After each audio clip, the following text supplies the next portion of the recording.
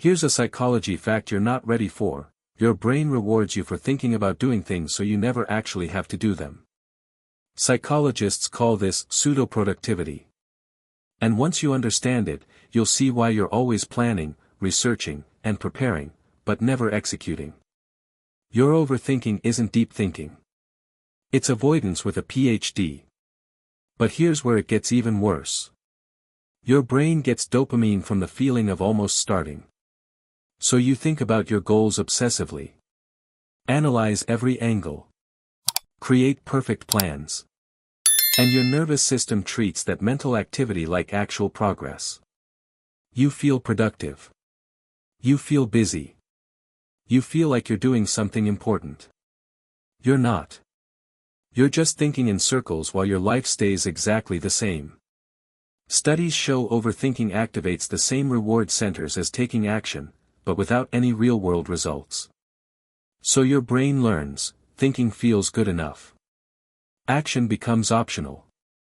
But here's the part nobody wants to admit. Overthinking is a defense mechanism disguised as intelligence. Your brain convinces you that more analysis equals better decisions. But what's really happening? You want to start something. Immediately, your mind floods with questions. What if I fail? What if it's not perfect? What if people judge me? So you research. You plan. You think through every scenario. Your brain tells you, once I have all the information, then I'll be ready. But that moment never comes. Because there's always more to consider. Psychologists call this analysis paralysis, and it's not about being thorough.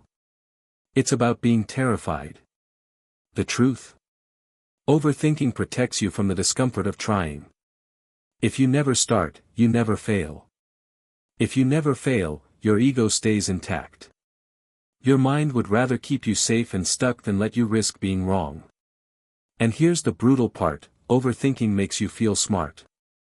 You're considering variables. Weighing options. Being strategic.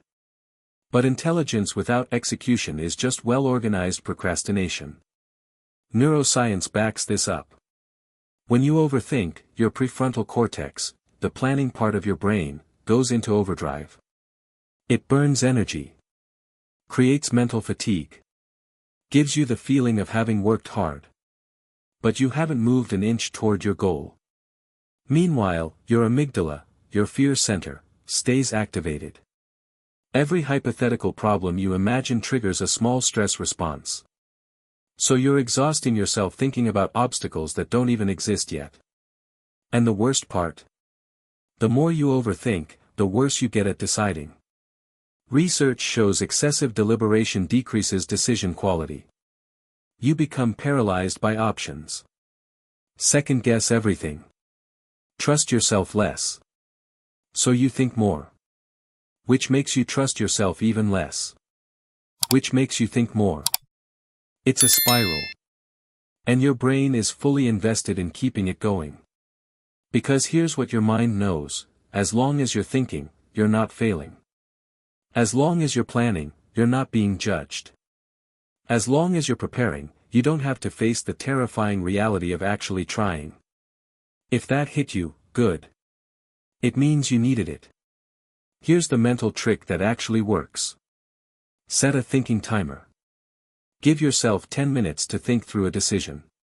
Maximum. When the timer goes off, you act. No exceptions. Your brain will beg for more time. Ignore it. Because here's what changes everything: action creates clarity that thinking never will. You'll learn more from 5 minutes of doing than 5 hours of analyzing. Your overthinking brain thinks it's protecting you. It's actually imprisoning you. Start using the 2-minute rule.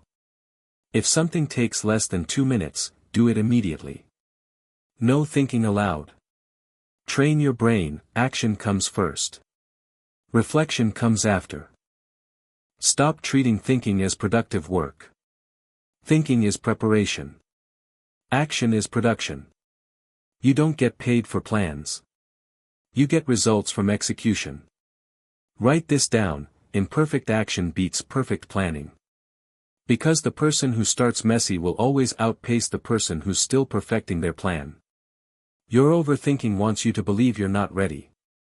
That you need more information. More time.